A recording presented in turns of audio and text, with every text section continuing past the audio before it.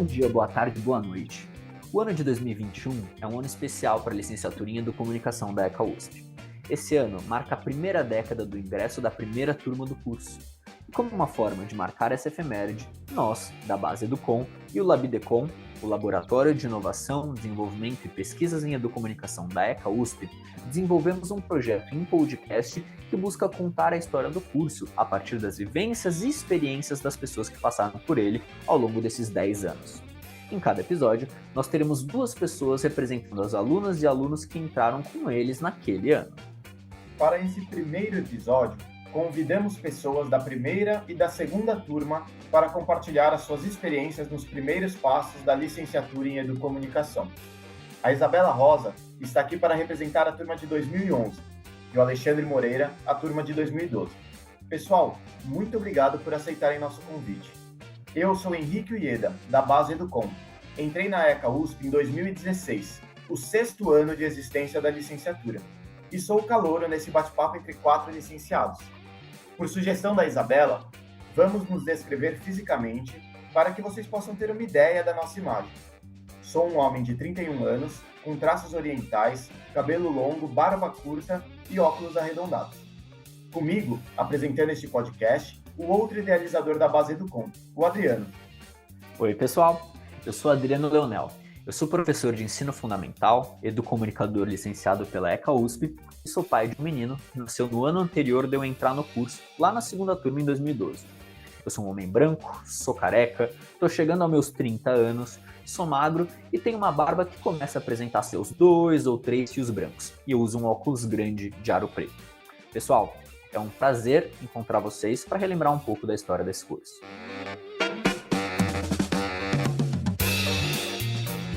Bom, então vocês são integrantes das primeiras turmas de Educom, da primeira turma e da segunda turma.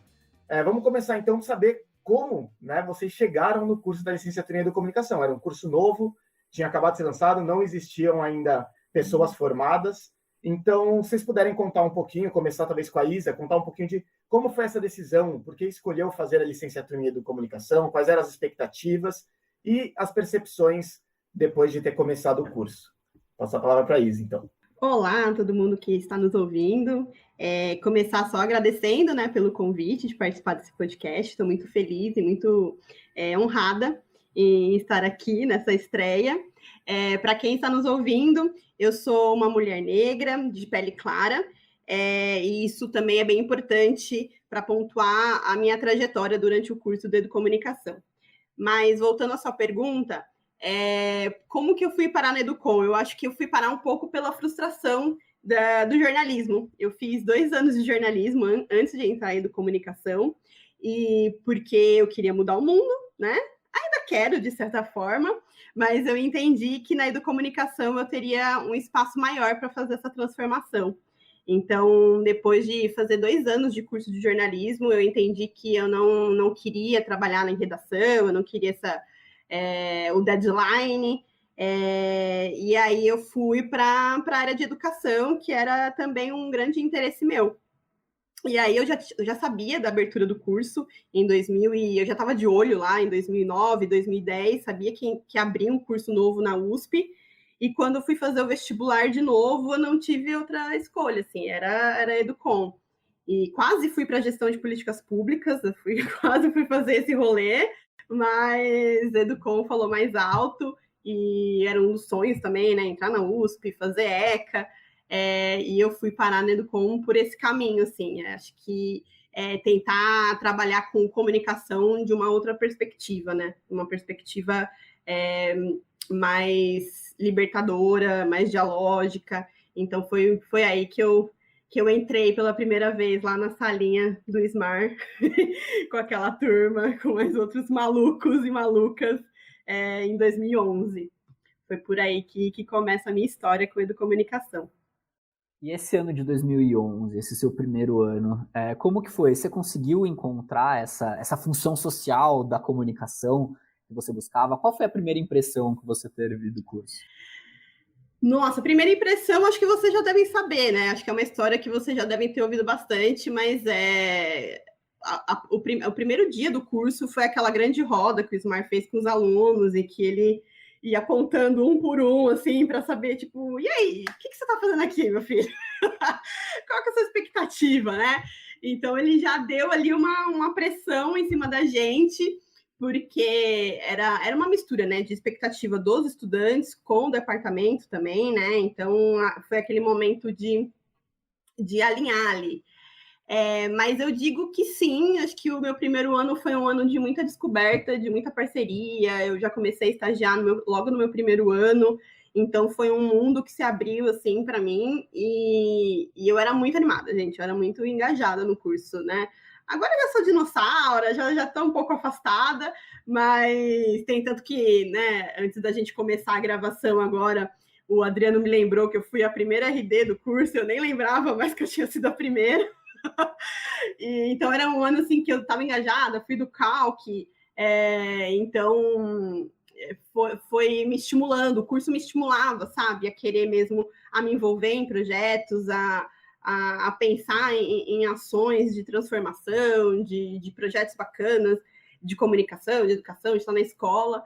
Então, logo no primeiro ano, eu já era super fã e super defensora, assim, do curso, sabe? Acho que foi um momento, assim, que realmente eu estava muito engajada, porque eu realmente estava acreditando e encontrei meu caminho, sabe? Eu era muito levava a palavra de Educom para onde onde eu fosse, assim. Inclusive, o Narayan, né, que entrou na segunda turma, isso ficou muito forte, assim. Acho que ele já tinha tendência de ir para Educom, mas eu lembro que ele conheceu o curso também em uma feira que eu participei de divulgação, era uma feira da universidade, dos cursos, e eu fui lá levar a palavra e consegui trazer algumas pessoas para o curso, inclusive o Nara. Então, eu era muito garota propaganda, gente. Narayan, meu colega de ano. Assim como o Alexandre, falando em pessoas que defendem o curso e que eram muito engajadas, Alexandre entrou junto comigo. Alexandre, por favor, se apresenta e conta pra gente como que você veio parar em Educomunicação e como foi esse seu primeiro ano. Você cumpriu as expectativas? O que você esperava e o que você encontrou na ECA USP, na licenciatura em Educomunicação? Vamos lá, gente. Prazer quem está me ouvindo.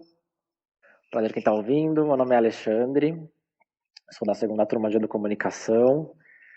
Sou um jovem negro, barbudo. Barbudo e cabeludo neste momento. Tenho meus 29 anos e compus aí a segunda turma da Educomunicação, da licenciatura. E a minha história é engraçada, porque eu passei, assim como a Isa, acho que rolou uma coisa de frustração, mas hoje eu vejo como na verdade, uma escolha, né, total. Mas eu quase entrei na primeira turma de Educom, né, eu prestei vestibular da FUVEST em 2011 também, acabei não passando. E eu lembro que na época, na véspera da inscrição abrir, em 2011, foi quando anunciou o curso. Eu acho que eu li alguma coisa a respeito em agosto, se eu não me engano. Que saiu no UOL, eu lembro até hoje, assim, de estar navegando na internet para estudar e abrir no UOL alguma coisa de nova licenciatura no curso, na USP. E eu falei, caraca, na ECA, onde eu já queria estudar e tal. Mas não tinha nada sobre o curso, não tinha grade curricular, não tinha professor, tinha só uma grande ideia. E eu falei, caraca, meu, não sei se vai rolar, então fiquei meio inseguro. Não prestei nesse ano para a Educom, aí acabei não passando, mas no ano seguinte liberou lá a grade curricular, muito mais informações, foram publicados os primeiros livros, né, com esse nome aqui, né, pela ECA, aquele bendito livrinho verde e azul do Ismar. E aí eu corri para comprar e ler, entender um pouco mais, e aí foi quando eu falei, quero isso, assim, quero isso. E no meio tempo, durante o cursinho com os amigos, foi quando eu me descobri educador. Eu me descobri educador no cursinho pré-vestibular, apoiando os meus colegas a estudarem física. E pensando em formas diferentes de trabalhar essa coisa da matemática, do cálculo, do raciocínio lógico. E aí na Educom foi um pouco, eu falei, cara, eu vou poder experimentar essas outras formas de pedagogia, de educação, de processos mais modernizados e, enfim. Então foi onde eu me identifiquei à primeira vista, assim, com a Educom, e aí bateu. E falei, vamos encarar. E aí é isso, em 2012 chego no curso, joguei todas as minhas fichas, né, porque é isso, né, vim de escola pública, pessoal sai da periferia, né, capenga para passar no vestibular da FUVEST, e aí fala, vamos aí, tem que dar certo, aquela coisa. Então, rolou um pouco esse momento, mas eu acho que no curso eu encontrei, a primeira coisa que eu encontrei foi que, assim, não estava dado o caminho, e se por um lado isso assusta muito, né, um jovem de 19, 20 anos que está entrando, 18, não lembro que eu não entrei, acho que eu tinha uns 19, assusta muito, né? Porque é isso, né? Como assim eu vou ter que apoiar a construção de um curso que pode não dar certo? Tem que dar certo. Então, se por um lado isso assusta muito, é muito legal você ter essa liberdade e esse momento único, né? Quantas pessoas podem dizer que participaram da construção de um curso universitário nas primeiras turmas, né? É uma vivência muito única. Então, isso me encantou de uma certa forma, assustou também por outra, sabendo que ia dar trabalho, e sabendo de que é isso, a gente ia ter que vivenciar coisas e trazer coisas para o curso que não estaria na sala de aula, não estaria nos livros, não estaria na fala dos professores, estaria nas nossas vivências, nos espaços que a gente construísse e conseguisse relacionar isso com a educomunicação. Então, acho que o que fica, assim, num primeiro momento de quando eu entrei, é essa empolgação, esse engajamento que a Isa falou, essa vontade de fazer acontecer, de construir, de levar o nome, de estudar sobre, enfim, e de trazer gente, né? Porque, querendo ou não, a gente também precisava de pessoas que mantivessem a coisa viva ali. Então, essas feiras, é muito engraçado, porque são memórias que, né, eu não revivi há um tempo já. Essas feiras, para mim, eram, os momentos, assim, maravilhosos, que eu falava com muita empolgação. Lembro de muitas pessoas que passaram pela feira e entraram depois, né? A Natália, a Renata. Foram pessoas que falaram comigo na feira e no ano seguinte entraram na licenciatura. E eu falei, caraca, que legal, e não sei o quê. Então, é muito legal essa construção de rede mesmo já tão cedo, né, dentro de um curso, uma coisa muito colaborativa. E como também a nossa empolgação ajuda, né, a trazer outras pessoas. Ano passado mesmo, ou foi esse ano, não sei, gente, a pandemia às vezes eu fico meio perdida, assim, no tempo. Eu estava participando de uma aula online do Richard, de uma turma agora mais recente, e um dos alunos comentou que me ouviu uma vez, ou me viu em um vídeo do YouTube, alguma entrevista, e foi ali também que ele, que ele decidiu fazer Educom. Então, depois de anos, então é essa experiência que o Xandão falou, sabe? É muito legal a gente ir e comentar e levar a palavra, e isso é muito prazeroso, assim, a gente fica muito feliz nessa construção.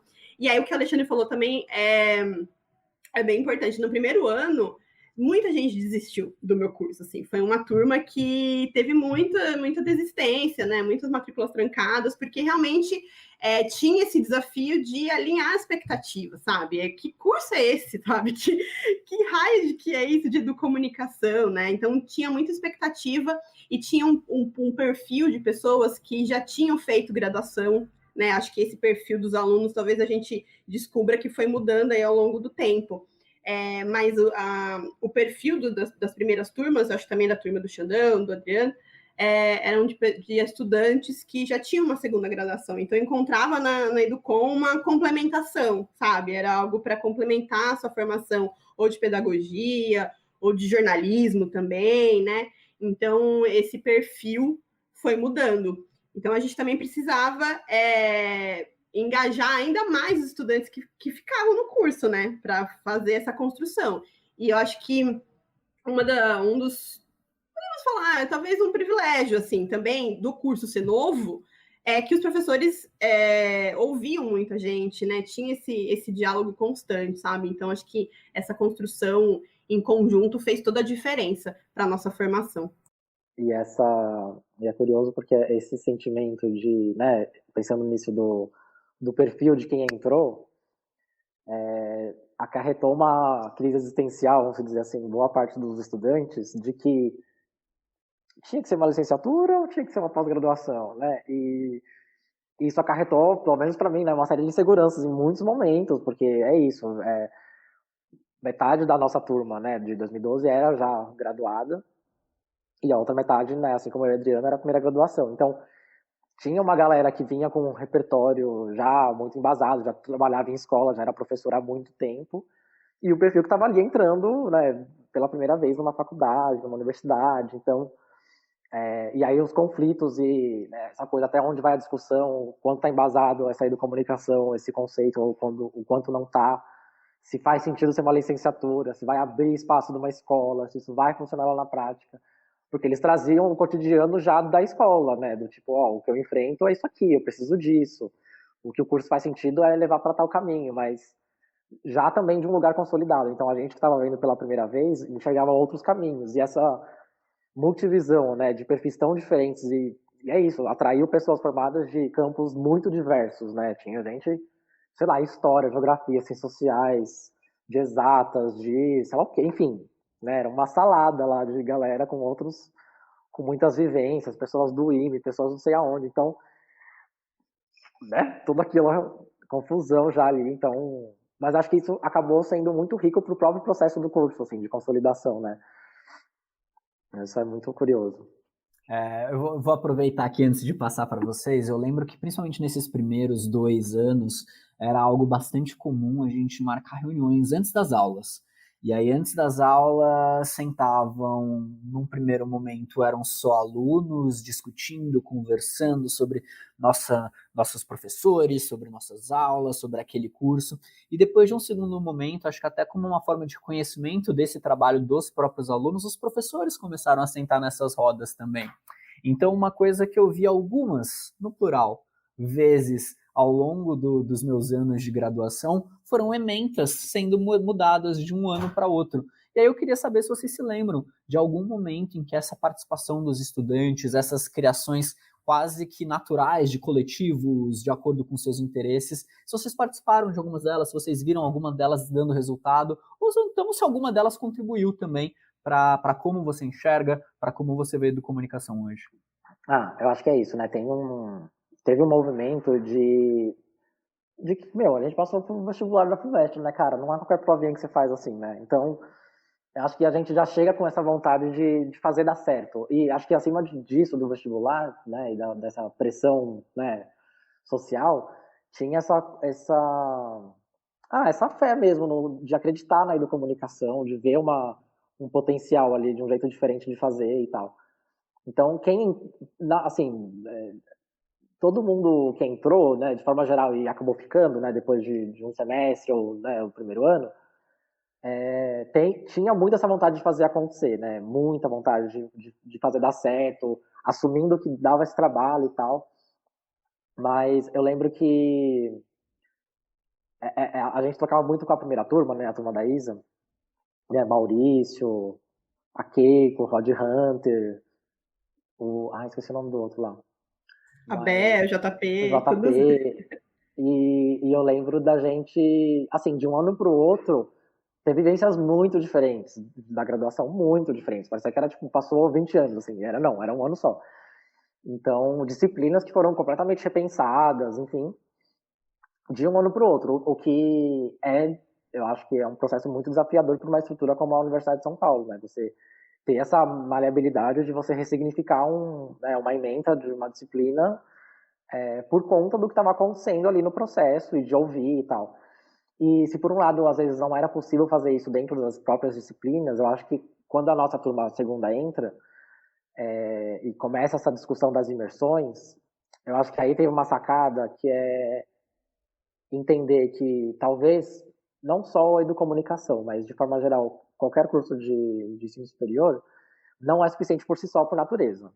Mas eu acho que em Educom isso foi tão potencializado, assim, tão potencializado, que começou essa abertura do tipo, vamos propiciar espaços onde vocês possam trazer isso que vocês precisam e vocês querem, estão sentindo que é necessário. Mas, assim, se vocês querem esse espaço, vocês vão ajudar a construir.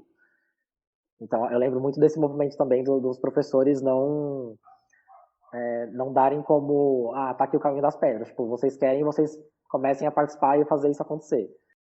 Vou aproveitar que o Xandão parou para respirar. Ele falou uma palavra ali chamada imersões. Você pode explicar para a gente o que eram as imersões, Alexandre? Vamos lá. Então, as imersões eram esses espaços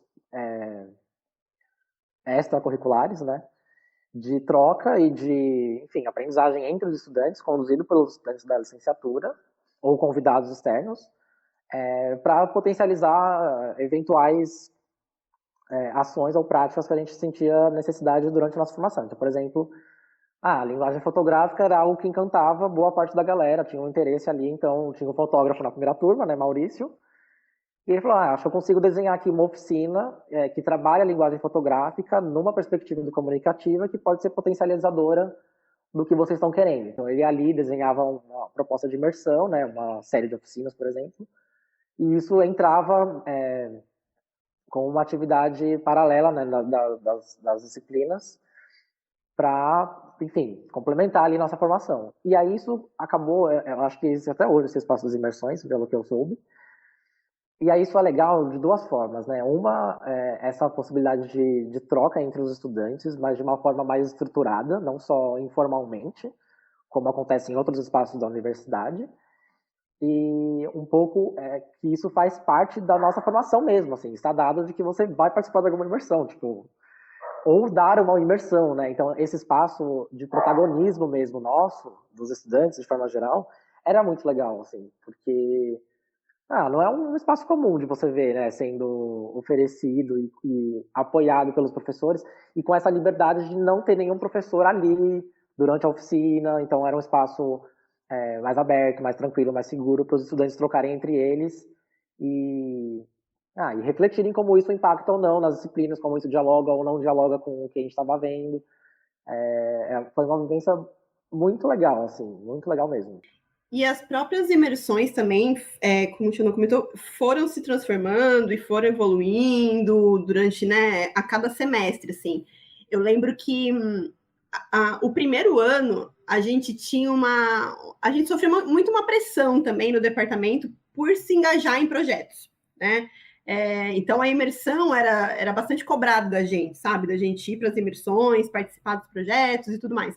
Só que é o curso noturno, né? Então, a gente já enfrenta aí uma identidade de quem está fazendo o curso, talvez de não ter tempo durante o dia para se envolver numa imersão que, sei lá, na viração, como foi no meu caso, sabe? Então, se eu não me engano, porque a minha memória também está meio ruim, e você que está ouvindo esse podcast, por favor, se eu estiver falando besteira, me corrija. A própria imersão dos alunos também foi para responder essa expectativa da gente se envolver em projetos, mas quem não conseguia também participar fora, sabe? Então, quem não conseguia participar do Nas Ondas, por exemplo, então a gente começou a se formar entre a gente, né? Começou a trocar e as experiências, a formação entre aqui no grupo, que é incrível, foi incrível essa experiência. Então, só também para dizer que essa questão do departamento próximo, existia muito uma pressão, assim, da gente de se engajar em tudo. E aí, teve uma hora que a gente falou, não, peraí, sabe? Também a gente precisa aí alinhar as expectativas, falar até onde a gente consegue ir, onde o departamento consegue, né, o que consegue oferecer pra gente. Então, a imersão foi uma conquista, assim, uma resposta direta, assim, da gente, sabe? A gente foi construindo em conjunto com eles. Outra disciplina também que mudou muito, cada ano, cada semestre era um formato, era aquelas disciplinas, deixa eu pegar aqui, as atividades acadêmicas, científicas e culturais. Por quê? Porque se você fosse perguntar na USP qualquer outro curso que tinha esse raio da disciplina, a disciplina não era uma aula, sabe? Era um projeto que você também tinha que se envolver, algum tipo de estágio, você tinha que fazer algumas horas ali, né, obrigadas para o currículo, mas você podia ir para assistir um filme, num teatro, e você tinha que comprovar ali. Só que era fora do horário da aula. A nossa não, gente. A nossa era uma aula mesmo. E essa disciplina foi mudando. Cada semestre era uma proposta. Então, a gente trabalhava com uma linguagem. Um semestre era mais focado em rádio, outro era mais de TV. Eu não lembro, Xandão, se você se recorda como é que era essa disciplina aí. Mas tinha outros semestres que tinha algum envolvimento mais com projeto de extensão. Então, essa disciplina também é um exemplo disso, assim, do quanto que os estudantes foram ali e batiam de frente com o departamento, não tá legal, vamos fazer desse jeito, e se a gente for para esse caminho, né? Então, olha, a gente precisa de mais prática, ou não, ó, a gente precisa de umas disciplinas mais teóricas, né? Então, a gente foi moldando junto com o departamento, assim, sabe? A gente penou porque as primeiras turmas sofreram mais nisso, mas ao mesmo tempo foi incrível participar desse processo. Tanto a ACC quanto aquela, acho que é práticas laboratoriais de multimídia, que é no primeiro ano. Acho que é o primeiro semestre, inclusive, né? Foi um exemplo que, assim, de um semestre para o outro, né? Quando a gente entrou, né? A segunda turma, trocou até de professor, assim, né? Era uma coisa meio defesa contra as artes das trevas em Harry Potter, assim, né? Era uma disciplina amaldiçoada, assim, porque, tipo, a cada ano mudava. E se por um lado isso era preocupante, né, pra gente, porque é isso, né? Qual é a proposta dessa disciplina no final das contas, né? Qual que é o objetivo curricular dela dentro da nossa grade? Se ela é tão frágil assim que muda de uma hora para outra, mas por outro mostra essa porosidade mesmo do departamento em entender, em ouvir, escutar, sentir os alunos, avaliar o processo e tal. Então, e é isso que a Isa comentou, de que era um curso noturno, também é algo que pega, né? Porque é isso, né? Isso tudo contribui, né? A gente não pode deixar de considerar esses outros aspectos que são transversais, né, nas pessoas. De que é isso, além de ser um perfil mais velho de pessoas que entram no curso, é um curso noturno, então boa parte de quem procura um curso noturno é porque sabe que vai ter que trabalhar, sabe que vai ter que se envolver com outras coisas fora da graduação, e isso acarreta uma série de possibilidades e impossibilidades para quem está ali, né?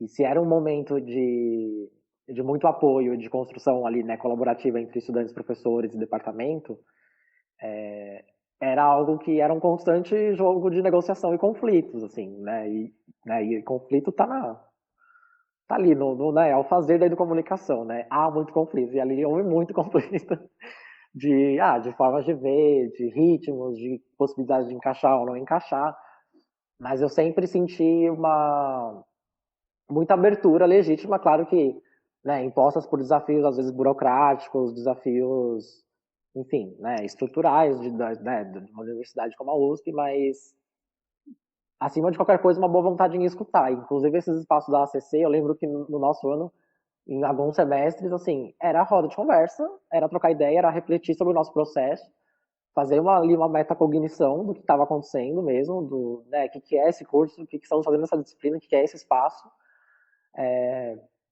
a ponto de, no semestre seguinte, aquilo ser uma outra coisa, né? Então, isso é algo que, para mim, era levado a sério. E ainda que não acertava de primeira no próximo semestre, era esse constante ressignificar, refazer, né? Então, isso também era legal de ver, né? De que a gente continuou tentando e os professores também. Eu sempre senti uma abertura muito grande em entender as demandas dos alunos, até porque a gente saía, né? A gente ia procurar emprego, a gente ia viver o mundo lá fora, e muitas vezes a gente voltava com umas demandas do tipo, no mundo lá fora estão pedindo para a gente fazer tal coisa, a gente não viu isso aqui ainda, como que a gente vê? E os professores, eles sempre se mostraram abertos a isso.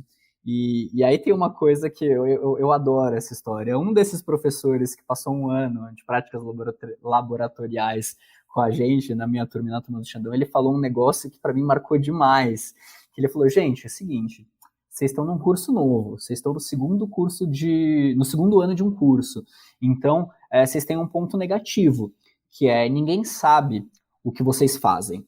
Então, vocês vão precisar mostrar. Mas, por um outro lado, vocês têm um ponto muito positivo por serem este curso novo. Ninguém sabe o que vocês não fazem. Então, vocês vão entrar lá e vão mostrar todas as possibilidades de vocês. E aí, eu quero já enganchar na próxima pergunta, que é exatamente isso. O que vocês fizeram? O que vocês olham para esses 4, 5, 6 anos que vocês ficaram lá dentro da USP? Que tipo de atividade vocês fizeram? Teve alguma disciplina ali, algum semestre que você fez um trabalho incrível? Ou então teve alguma coisa que, porque você viu lá dentro, porque você teve uma discussão lá dentro com algum professor, com algum colega, que a sua atividade, o seu trabalho fora da USP, ele também ganhou ainda mais significado? Como que foi essa vivência? E aí, Henrique, por favor, completa. Não, na verdade, eu queria dar um depoimento de alguém que veio alguns anos depois, que eu acho que eu peguei um momento muito de consolidação de algumas dessas mudanças. Teve mudanças de grade que aconteceram enquanto eu estava no curso, disciplinas que eram de outros departamentos e o departamento do CCA abraçou para fazer algo mais embasado na educomunicação. E as ACCAs, que até mudaram de nome recentemente, mudou para ATPA, eu acho que elas ainda têm esse perfil de ser uma coisa ainda muito aberta, mas também tem aquela coisa do que o Xandão falou, né? De um ano para o outro, os professores iam sacando, iam entendendo as demandas e tal, mas ao mesmo tempo entendendo que a próxima turma talvez tivesse demandas diferentes. E o meu depoimento desses as últimas vezes que eu fiz essa disciplina, que são em 4 semestres, né? Ficou uma dinâmica muito legal, que eram dinâmicas em que o professor ou a professora às vezes escolhia um tema. Então, o Richard gosta de trabalhar com jogos, a Cláudia Lago fez uma que eu participei como monitor, na verdade, que era de educação antirracista, que era um tema que ela achava que tinha que ser tratado com mais ênfase, e que uma coisa que era muito comum é que traziam pessoas de fora para vir falar, às vezes de outras áreas, ou às vezes pessoas da educomunicação que já estavam atuando. E também, outra coisa que é muito marcante, tem tudo a ver com o próximo tema, é as produções. Então, tentava trazer toda essa experiência, essas discussões, às vezes até alguma teoria nova que não tinha sido apresentada ainda no curso, e aí culminar isso em algum projeto feito pelos estudantes, de preferência algum projeto que saísse, né, dos muros da sala de aula, digamos assim.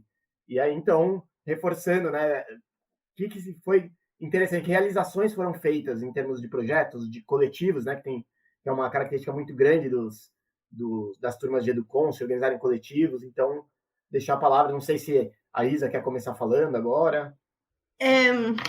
Eu acho que tem uma questão que, depois que passou esse primeiro ano, eu fui muito para o mundo, assim. Então, o meu envolvimento com a educomunicação começou a ir mais para fora da universidade. Eu deixei um pouco de me envolver com os projetos dentro ali do departamento, dentro da ECA, e comecei a me envolver em outros projetos de extensão e tudo mais. Mas tem alguns trabalhos que me marcaram muito, e são esses trabalhos, principalmente esses que a gente tem que sair, sabe? Sair da bolha. Acho que eu sempre falei muito sobre isso, sabe? A gente tem que sair da bolha, tem que sair da bolha. A gente ficava ali, era ótimo as nossas terapias coletivas, discutindo o curso, que eu nem lembrava mais que existiam esses momentos. É muito legal esse bate-papo, porque a gente vai resgatando mesmo essas conversas, né, antes do curso. Nossa, era muito legal. Eu lembrei agora também, que vocês recordaram. Mas era importante a gente sair para lá, porque era isso também que contribuía para a nossa formação ali dentro, sabe? Às vezes não dava para a gente também falar o que o Educom faz, o que o educomunicador tem que fazer, tem que saber. Se quando a gente chegava lá na sala de aula, era outro rolê, sabe? Era outras demandas que a gente tinha que suprir e tudo mais. Mas eu lembro de um projeto muito bacana que eu participei, eu com a Flávia, o Cleiton e Flávia, se estiver escutando, um beijo para vocês, saudades.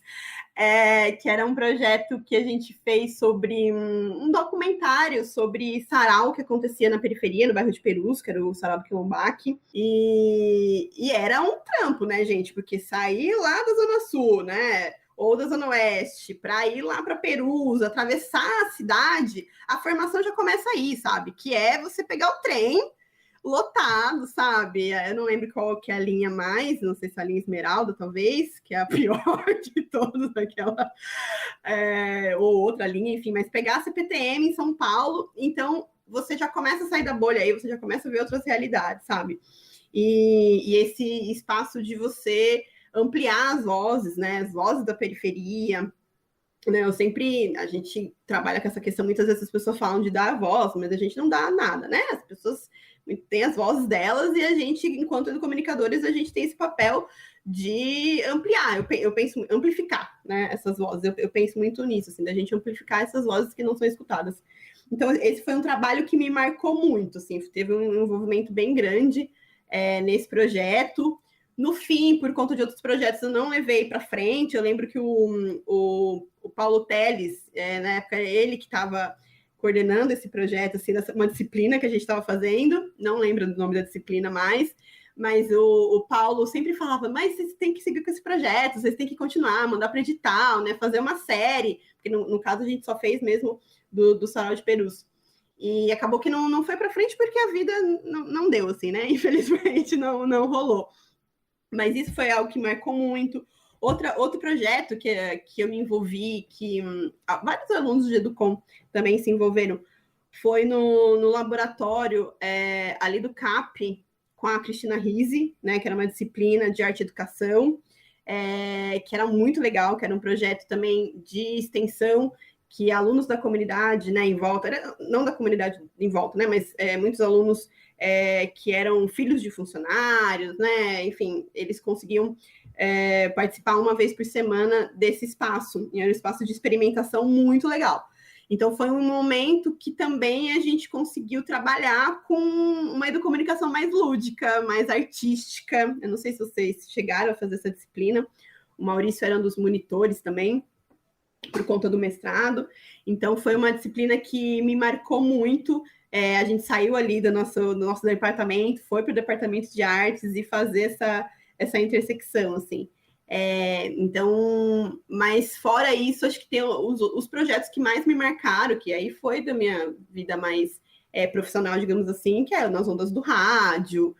Não tem como falar de Educom sem falar desse projeto, e não tem como falar da minha relação com a comunicação sem falar do Nas Ondas, onde eu estagiei, e aí eu fui ter contato ali direto, né, com as escolas, com a escola pública, como funciona a Educom enquanto política pública, que daí é o outro rolê também, né, porque a gente tem muito ali a visão, a gente enquanto curso, e a gente esquece às vezes, sabe, que o curso é mais do que isso, assim, a Educomunicação é muito mais do que a licenciatura, sabe? Às vezes a gente fica ali sendo mimado pelos professores, pelo SMAR e tudo mais, mas tá rolando outros universos ali, sabe? Então, o Nas Ondas me abriu muito, muito, muito, muito, me abriu portas e me abriu para o mundo, assim, da educomunicação. E é curioso porque, assim, isso que a Isa trouxe agora é muito... Eu lembro muito de uma discussão quando a gente entrou, de que... Porque, assim, a educomunicação nasce na prática, né? Então, ela não nasce no ambiente universitário, ela não nasce como uma carreira, ela não nasce... E já existiam muitos projetos de educomunicação consolidados com anos, enfim. No terceiro setor, na educação informal, enfim, de outros espaços. Então, a própria abertura de uma graduação na USP, inclusive, né, tem esse olhar do tipo, caraca, meu, né, uma coisa meio colonizadora, enfim. E isso gerava uma questão para quem estava ali, né, e ouvia esses projetos, porque quando a gente entrou, tinha isso, de tipo, quem é esse perfil que vai sair da universidade, como é que eles vão sair daqui para falar sobre isso que eu faço há anos e que é educomunicação, né? Então, tinha essa questão. Mas é engraçado, assim, a trajetória, né, da Isa, ela é muito diferente da minha enquanto universitário. Eu acabei ficando durante os 2 primeiros anos mais intensamente dentro da própria universidade. Então, meu primeiro estágio, né, foi dentro da revista Comunicação e Educação. Então, eu entro, sei lá, em fevereiro, em março, abril, começo a estagiar na revista. Que é ali, né, a porta de saída para todo o conhecimento, já uma revista super antiga, né, de todo o conhecimento do departamento, já da educomunicação, do trabalho do NCE, enfim. Tive contato com vários autores, né, os professores que eu teria aula depois, enfim. Então foi esse já o primeiro espaço que eu comecei a trabalhar, ter essa vivência mais, ainda bem mais acadêmica, né, mais acadêmica até do que o próprio curso, inclusive. Mas que trazia esse outro repertório, né, esse outro espaço. Inclusive o Adriano depois entrou lá também, né, na revista. E tendo um outro contato ali com os professores, né, um outro lado de que é muito diferente dos professores de sala de aula, né, a postura é outro jeito, a forma de lidar é outro jeito. Então isso tudo vai constituindo também o nosso repertório enquanto vivência, assim. E outros espaços também para fora do departamento, né, eu lembro que no primeiro ano, assim que eu entrei, 2 coisas que eu fui fazer parte, eu queria muito, era um grupo de teatro do Calc, né, na época era chamado Grupo de Teatro do Calc. Fiquei lá também um ano e pouco, foi incrível. E o projeto Redigir, né, que é um projeto de extensão, que fica dentro do Departamento de Jornalismo e Editoração, mas que tem uma pegada super educomunicativa, né? Trabalhar a comunicação de uma forma cidadã, enfim, com outro público, né? Uma galera que vem de fora da universidade, uma galera que não, muitos não têm acesso à universidade, pessoas mais velhas, um grupo super diverso de educandos, né? E ali foi um espaço muito importante para minha formação, muito importante. Ali foi a primeira vez que eu entrei formalmente, né, entre aspas, dentro de uma sala de aula, né, ainda que num ambiente mais informal. Mas acima disso, ele era um projeto para mim educomunicativo em dois aspectos. Um, essa vivência com os educandos e essa troca, né, na forma como o Redigir constitui, mas acima disso, um projeto que era gerido de forma democrática, né? E isso era uma coisa que a gente falava muito na educomunicação, uma gestão democrática da escola, da sala de aula, e de projetos também, né? E no Redir eu tive a oportunidade de vivenciar isso, né? Então, os outros educadores, né? Os outros voluntários, né? Ali, que não deixava de ser voluntários, do projeto, se organizavam de uma forma completamente horizontal e democrática. E isso era muito desgastante, mas muito recompensador, né? Porque você via uma outra forma de fazer as coisas que era diferente de uma estrutura universitária, corporativa, uma relação de trabalho, enfim, era uma outra forma de fazer. E eu pude ver ali que era possível, né? Que gerava um outro resultado, de que era possível estabelecer uma relação de uma outra forma, então, e que isso reverberava em como a gente fazia as coisas, né? O nosso engajamento no projeto era outro por conta disso, né? Não havia um desgaste hierárquico, um desgaste de interesse, enfim, né, dessa outra ordem. Então, foi um projeto muito marcante para mim essa participação no Redigir. Acho que teve muito a ver com para onde eu segui depois, né, que eu saí da graduação, inclusive. Então foi isso. E outros espaços. Cheguei a fazer chapa do CAL, que super me engajava na feira de profissões que a gente falou, movimento estudantil, assembleias, né? Porque é isso, né? USP é greve, né? Dia sim, dia sim, dia não, ano sim, ano não. Então, até isso, né? Foi um espaço que a gente precisou entender como funcionaria dentro do departamento, né? Greve, e aí a gente querendo fazer a tal greve do comunicativa, então o nosso espaço de greve era um pouco distante da greve geral da ECA, da greve, da greve geral da USP, então a gente queria aproveitar esses espaços, essas intervenções de uma outra forma. E isso foi super legal, né? Isso foi super diferente também, de ver outros grupos de estudantes como se organizavam e como a gente via esse espaço, como a gente queria que ele fosse visto pelos professores, enfim. Isso foi super importante para a nossa formação. É muito legal ouvir vocês, porque eu sou contemporâneo, né? Então eu tô lembrando de diversas coisas. Então, por exemplo, uma coisa, agora, não era isso que eu ia falar, mas uma coisa dessa greve do comunicativa que eu lembro que chocava as pessoas era o quanto os dias de greve a gente tinha muitas vezes mais alunos nos dias de greve do que a gente tinha nos dias de aula, porque a gente propunha atividades diferentes, a gente tinha um pouco desses coletivos que a gente criava. A gente teve o Cine Educom, que a gente fazia na biblioteca. A biblioteca ela tem uma sala de cinema. E aí a gente reservava uma vez por semana e passava um filme escolhido meio que coletivamente, e aí a gente discutia o que dia da comunicação tinha naquilo, ou então o que a gente conseguia puxar aquilo para a educação, ou então como que poderia ser trabalhado em sala de aula. Então, quando tinha greve, a gente fazia uma versão maior desse Cine Educom. A gente teve atividade, um outro coletivo que a gente teve também foi o Educomics, que era sobre história em quadrinhos. Então a gente também teve numa das greves, a gente fez uma atividade muito grande, que pessoas de outros departamentos foram participar. Eu lembro que tudo isso chamou bastante atenção, assim, isso era bem, bem legal. Mas o que eu ia perguntar, Xandão, você estava falando do Redigir, e aí eu me lembrei de uma coisa que começou com o nosso ano, mais especificamente com você, e que eu acho sensacional. Que você lembra de quando os alunos eles assumem o papel de organizar a aula magna? Você pode falar um pouquinho disso para gente? Você lembra disso? Nossa, sim, eu tinha até esquecido das aulas magnas. Sim, total. Acho que para além da aula magna, né, tinha essa coisa do processo de recepção, né, de quem entra, que tem ali uma coisa institucional da ECA, né, então tem a Semana dos Bichos, tem a Semana dos Bichos geral da ECA, mas a gente queria, assim, até isso, né, as pequenas coisas que interferem na nossa relação e nossa relação com o espaço, né. Quando a minha turma entrou, eu não vi nenhum veterano, enfim, por outros fatores, né, não é porque todo mundo era escroto, não queria recepcionar ninguém, não, as pessoas tinham outras coisas, tinham outras vivências, trabalhava, enfim. Sentiu o cutucão, hein? Sentiu o cutucão. Mas eu lembro que foi algo que eu senti muita falta. E foi algo que eu assumi como eu falei, cara, ano que vem isso vai mudar, eu quero fazer acontecer uma recepção legal para quem entrar no ano seguinte e tal. Então foi quando a gente começou a fazer isso da aula magna, né? O primeiro movimento. Eu lembro que quando a gente entrou, teve uma aula meio institucional, assim, né? Acho que basicamente com os professores do departamento. Eu não lembro se vez ou outra foi algum convidado. É. E isso, nosso ano acho que foi o Alexandre Sayad, o primeiro convidado, mas no ano seguinte a gente falou, não, isso aqui é um espaço que a gente quer se apropriar, que a gente quer assumir. E a partir dali se criou uma tradição, né?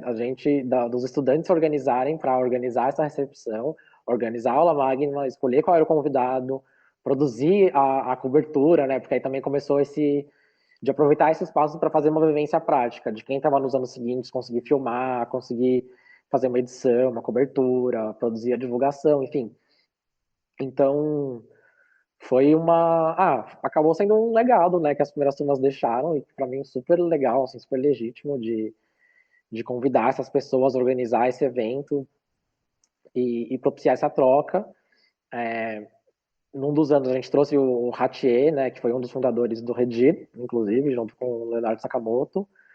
E é isso, ele falou da vivência dele na universidade, enquanto estudante de jornalismo, e o porquê que o Redir nasceu, e o quanto aquilo dialogava com o nosso curso, e a educomunicação, e esse conceito. Então, era um espaço importante para os estudantes também vislumbrarem uma forma de atuação, né, um futuro, um campo profissional de fazer, né, mesmo. Então, foi super legal, assim, esse espaço que a gente se apropriou muito bem e que os professores também falaram, toquem aí, é o que eu mais quero também, toquem aí vocês, tem mais aqui tocar mesmo, vocês se organizam e tal, então foi super legal, né? Então a semana de recepção, a partir dali de 2013, eu acho que é o marco, né? Quando começa a acontecer, aí vem oficinas, a gente começa a elaborar cada vez mais nos anos seguintes, faz oficina de camiseta, faz tour pela USP, leva a galera no CT, enfim, rolava sarau, rolava de um todo, né? Então foi super bacana ter vivenciado essa construção, assim, até de desenhar arte, enfim. Foi muito bom mesmo. Uma coisa que é legal que eu até coloquei, porque essa questão dos alunos organizarem a aula magna vai mostrando um pouquinho quem é aquela turma, né? Então a gente começa numa primeira aula magna organizada pelos estudantes, a gente está falando sobre comunicação e educação, ainda com um olhar muito voltado para o jornalismo ali, e aí a gente teve a Renata Martins, convidada, diretora de cinema negra, então um audiovisual mais voltado, e aí eu sei que recentemente até eu já estava fora, eu já não era mais estudante da USP, a gente traz, e aí cada vez mais a educomunicação estando inserido em um contexto de direitos humanos, a gente teve a Erika Hilton também, né? Que ela foi uma das convidadas da licenciatura para dar aula magna. Então é muito legal que e isso mostra também para onde cada turma, cada ano do curso, para onde eles querem ir, para onde eles querem levar o debate. E isso é algo que eu acho muito, muito interessante. E quem a gente quer escutar também, né? Eu acho que esse perfil dos convidados, né? A gente saiu do perfil do homem branco para a gente começar a ouvir outras vozes, sabe? Então, acho que isso é muito importante também e é muito importante da gente valorizar isso dentro da história da licenciatura. Quais são essas vozes que a gente quer escutar, sabe? Quem esse espaço da USP que é de todo mundo, sabe? Que é um direito de todo mundo ocupar. Quem que está ocupando esse espaço? Então, essa aula magna com a Erika Hilton esse ano foi incrível, foi um marco no curso, assim. Acho que foi muito importante. Muito importante. Não, e é muito legal ver que é um processo de amadurecimento daquilo que a gente viveu, né? Então foram coisas que a gente brigou um pouco para conseguir, para chamar. Como assim vão chamar alguém para falar sem o ok dos professores? Não, deixa, é a gente quer ouvir, a gente quer. A partir daí a gente amarra, e aí a gente vai conseguindo amadurecer essa discussão. E acho isso muito interessante. Isso parte dessa ânsia do Alexandre querer recepcionar bem os bichos. Então, olha onde a gente chega a partir de algo que é individual, mas algo que é individual e que tem um espaço para crescer, tem um apoio institucional, tem um apoio dos seus colegas, de quem está junto com você. Eu acho que a gente tem sempre um potencial muito transformador, e eu acho que isso faz parte da educomunicação também, a gente se encontrar, a gente se apoiar e a gente tirar do papel. Eu acho que tirar do papel é algo sempre importante. E na linha dessa, né, ideia de construção, eu lembro que isso foi uma das coisas que a gente não conseguiu realizar durante a nossa vivência lá, mas que eu vejo e ouço, né, aqui hoje com a galera que está no curso, que ainda tem uma sementinha ali que está brotando, que era a tal da empresa Júnior de Educom, incubadora educomunicativa e tal. E eu lembro que tinha essa vontade nossa, né, tanto da turma 1 como da turma 2, e acho que quando a turma 3 entra, ganha esse fôlego também de mais pessoas, né, engajadas e tal, em construir esse espaço mais estruturado dos estudantes de comunicação, com essa identidade nossa, né, mais fortalecida.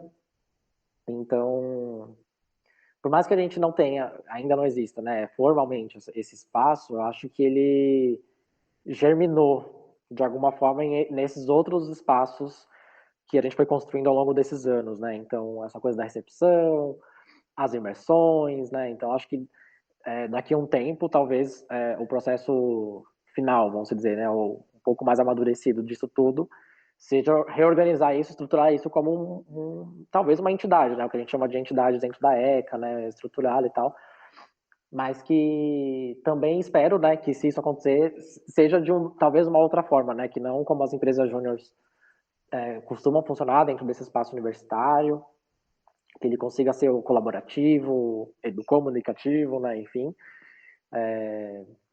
e que faça sentido com relação ao curso, né, e ao que a gente tem de necessidade, porque essa era a nossa grande questão, né, como que a gente consegue vivenciar, produzir, fazer com a nossa identidade, do nosso jeito, com mais liberdade, e que seja formativo, né, porque no fundo era isso que a gente buscava, né. Então, é isso. E antes de deixar o Henrique encerrar, eu queria colocar aqui para quem está ouvindo um negócio que eu descobri essa semana e que eu achei maravilhoso e que eu acho que vai super no caminho disso que o Alexandre falou.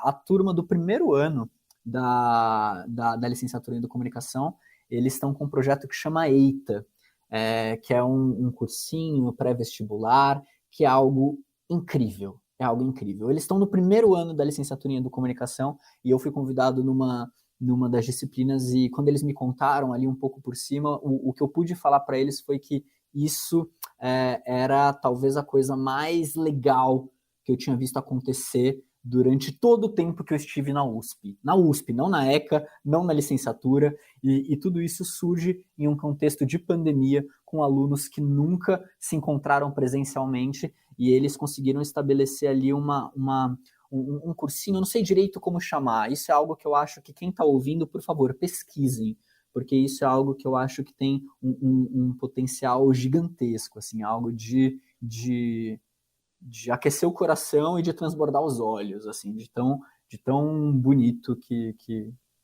é. E aí, Henrique, por favor, vamos encaminhando para o final, já que nossa conversa é sempre muito boa, se deixar a gente relembra os nossos 6 anos de USP aí a tarde inteira.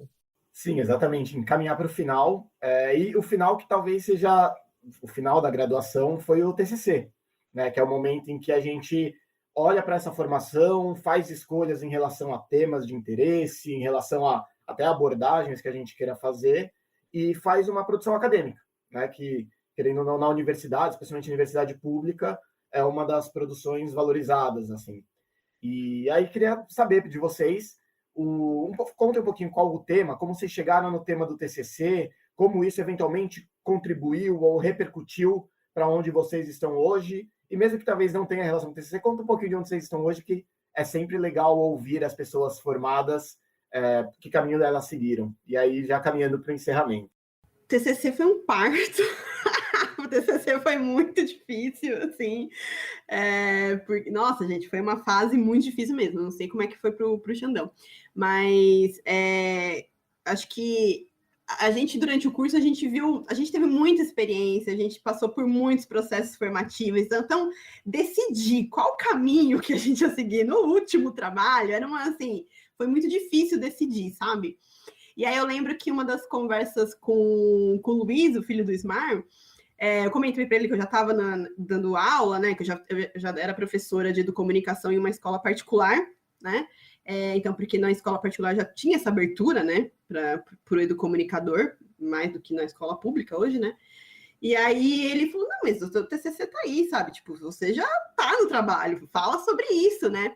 E eu tinha muito uma preocupação de não... Eu sempre tive muito uma preocupação de não florear meu trabalho, assim, eu sempre fui muito crítica, tanto que no TCC eu só me critiquei o tempo todo, assim, eu até, faltou, assim, o Paulo, que o Teles, ele foi um da banca, um dos professores da banca, e ele falava, nossa, mas você foi muito crítica em muitos momentos, sabe, você, às vezes, só olhava o lado ruim, o lado que não deu certo do seu trabalho como educomunicadora, enquanto que tinha outros projetos incríveis que você fez aqui, e você não abordou tanto, mas porque meu trabalho foi sobre pesquisação, né? Então, eu abordei ali a minha atuação enquanto educomunicadora dentro desse colégio, enquanto uma disciplina de educação do ensino fundamental 1. Então, uma vez por semana, a molecadinha tinha uma disciplina de educom, que aí eu trabalhava com diversos projetos, assim, a cada bimestre eu ia mudando uma linguagem, uma hora a gente trabalhava mais com stop motion, outro com mais teatral, mais audiovisual, então eu ia tentando variar, assim, os projetos, né?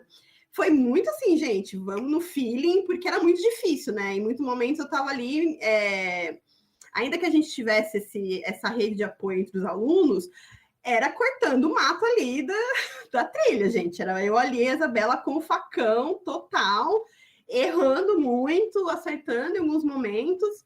Então, nessa escola da minha cidade, né, que eu sou de Embu-Guaçu, eu era coordenadora de comunicação, eu tinha essa disciplina com o ensino fundamental, eu tinha uma disciplina optativa também com o ensino médio, então, uma vez na semana, que daí ia para um outro caminho do Educom, que aí era uma leitura crítica da mídia, a gente fazia discussões um pouco mais profundas, ou tentava fazer, né? Projetos mesmo mais dialógicos, ouvia muito dos estudantes, porque ainda que fosse um colégio particular, era um colégio particular de uma cidade pequena, né? Então, o perfil dos estudantes, muitas vezes, era um pouco parecido também com o perfil de estudantes de escola pública, na questão de poder aquisitivo também. Então, tinha muitas questões ali que eles traziam para aquele momento das nossas rodas de conversa. E, além disso tudo, eu tinha o projeto, fazer muitas coisas. Era ali a educomunicadora polvo ali, com vários bracinhos, tentando dar conta de tudo. Tinha o projeto de imprensa jovem também, no contraturno escolar. Então, no meu TCC, eu fui analisar isso, sabe? Qual que é o papel desse professor? Qual que é o papel desse educomunicador e essa educomunicadora dentro da sala de aula? Será que precisa de uma disciplina? Né? Tá aí uma questão. Eu não respondi, assim, eu deixei meio aberto também, sabe? Acho que para aquele meu contexto, sim, era importante, era inovador ter uma disciplina de educomunicação para o ensino fundamental 1, sabe? Era muito inovador. Ter educomunicação garantido no projeto político-pedagógico da escola era muito inovador. Mas, claro, a gente foi errando, foi acertando. Eu acho que é importante também a gente pensar da educomunicação como uma visão mais sistêmica ali daquela escola, né? A gente olhar ali de uma maneira transversal, não só numa caixinha da disciplina, mas entender que ela perpassa por muitas questões e que às vezes as questões vão passar por a questão de gestão da escola, né? Quem são esses gestores, como é que eles estão proporcionando esses espaços de diálogo. Então, rolou algumas situações um pouco difíceis de lidar relacionadas a isso, a escuta dos estudantes, e eu coloquei isso no meu TCC também. Então, fui nesse caminho, gente. Eu tentei unir com o que eu já estava trabalhando com o que eu já estava estudando, né, ao longo desses anos, assim. E rolou, foi super legal, TCC, foi, enfim, apesar de ter sido super crítica comigo, porque eu tinha muita essa preocupação do tipo, meu Deus, eu não posso, eu sou uma farsa, sabe? Essa coisa que acontece, né? Eu sou uma farsa, eu não sei o que eu tô fazendo e tal, mas rolou super. E aí, acho que depois do TCC, enfim, continuei aí na minha formação de professores, né? Em projetos de educomunicação no terceiro setor, eu sempre fui muito ongueira, trabalhei muito em ONG nesses anos, aí, nesses últimos 10 anos. E para finalizar, o que eu estou fazendo hoje, né? Acho que hoje eu estou como coordenadora também da BB-Educom aqui em SC, né? Eu estava morando em Florianópolis, mas agora eu me mudei para Blumenau, continuo aqui em Santa Catarina. Então, estou como coordenadora esse ano. Então, rola um movimento aqui de educomunicação aqui no Sul, que é muito legal, e eu recomendo vocês acompanharem o que tem acontecido aqui, as produções que têm sido feitas, sair um pouco, né, desse eixo São Paulo, esse eixo São Paulo, e olhar aqui para as produções do Sul. Tem muita coisa acontecendo. Então, hoje eu atuo em comunicação mais à frente da BP Educom, alguns projetos também de escolas. Quando eu estava em Floripa, eu participei. E eu tenho o meu bebê, que é jogaderia, né? Que é um projeto de jogos, de ludicidade, que ainda estou encontrando o melhor caminho para trabalhar isso nas escolas. É um futuro, assim, eu espero que num futuro breve eu consiga, então, unir esses dois campos e até de uma maneira intelectual mesmo, daqui para frente, quando eu decidi fazer um mestrado, uma pós, que é unir a educomunicação com jogos. Esse é um dos meus maiores objetivos hoje, né? Pode ser que mude, mas hoje é essa a minha construção, essa é a Isabela agora, nesse momento 2021. Vamos lá. Assim, acho que meu TCC não foi tão turbulento quanto o da Isa, mas o meu processo de escolha do tema e tal foi, por um lado, muito arrastado, mas por outro, quando bateu ali, inclusive o tema do TCC surgiu a partir de um professor, de uma troca um pouco até aleatória com o professor, o Richard. Mas eu lembro de fazer uma listinha, assim, de coisas que eu queria pesquisar no TCC. Dos temas possíveis era o redigir, mas eu acho que uma das reflexões que eu fiz é que eu acho que eu não daria conta de registrar com tanta autenticidade o que foi esse processo para mim, numa coisa escrita apenas e tal. Então eu não me sentia à vontade de investigar dessa forma, né, de me expressar dessa forma com relação ao projeto e ao que ele significou para mim, assim. E aí eu lembro até hoje, assim, eu estava numa aula, nem lembro do que era a disciplina, mas uma das últimas que a gente faz, assim, antes do TCC, era uma aula do Richard, e eu estava lendo um livro de comemoração do Doctor Who, de 50 anos da série, e o Richard viu o livro, né, falou, Doctor Who, tal, começou a perguntar, né, e aí a gente começou a falar sobre comunidade de fãs, né, que é uma série super antiga e tal, e aí foi quando, né, ele numa troca com o Richard, ele falou, por que você não pesquisa isso? Comunidade de fãs na internet e tal. E eu falei, caraca, é isso. E aí meio que brotou, assim, o TCC, tipo, emergiu, assim, das profundezas e nasceu quase que estruturado já. Então, aí eu fui lá buscar referências e tal. Então, acabei indo pesquisar, né, e hoje eu sinto até um pouco de vergonha por conta da autora, né, que se assumiu não, apareceu, né, se revelou sendo super transfóbica, mas enfim.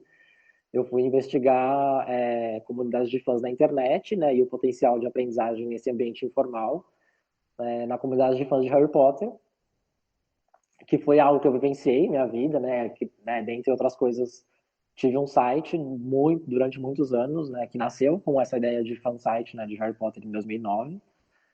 Então era algo que estava na minha história, querendo ou não, me levou para esse lado da comunicação, né, né, de uma forma super natural. E constituiu quem eu era, assim, né? Essa pessoa engajada, gostava de cultura pop, gostava de entretenimento e tudo mais. Então, me engajou na leitura, me fez gostar de ler, etc. Então, fui investigar isso.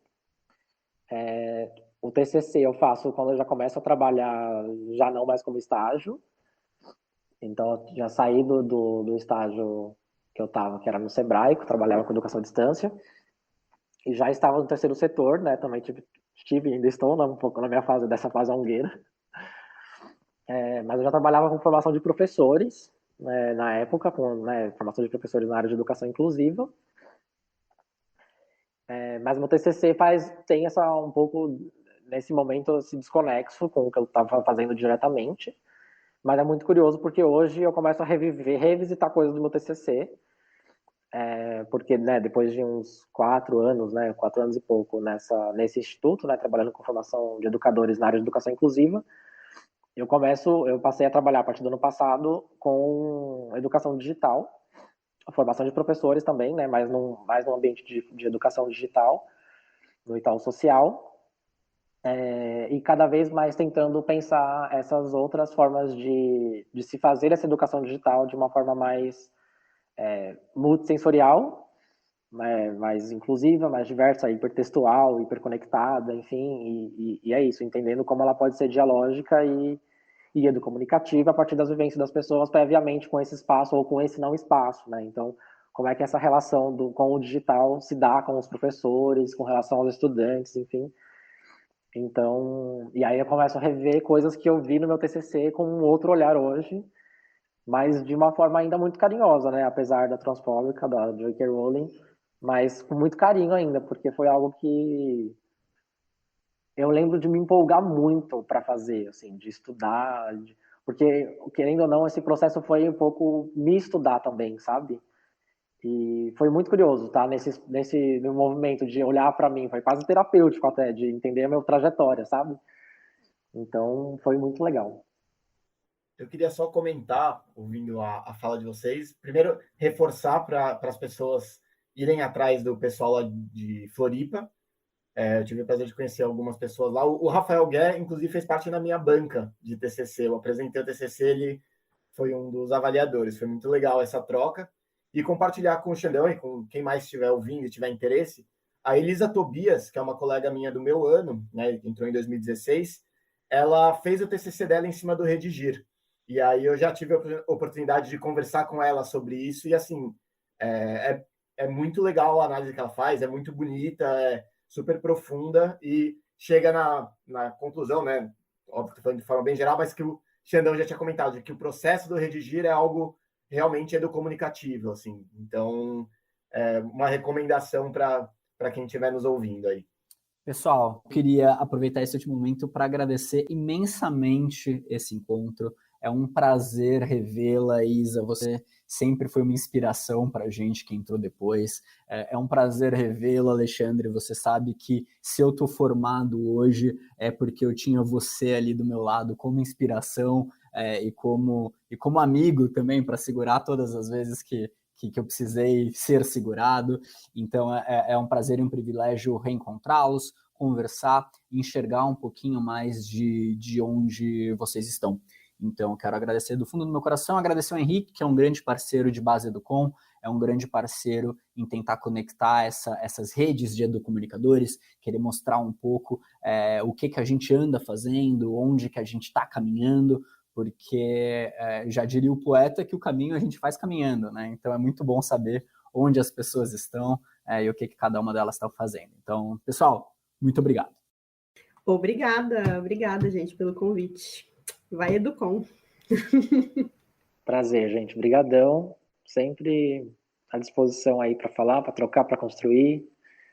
Muito honrado com esse convite. Espero que vocês gostem aí, quem está ouvindo.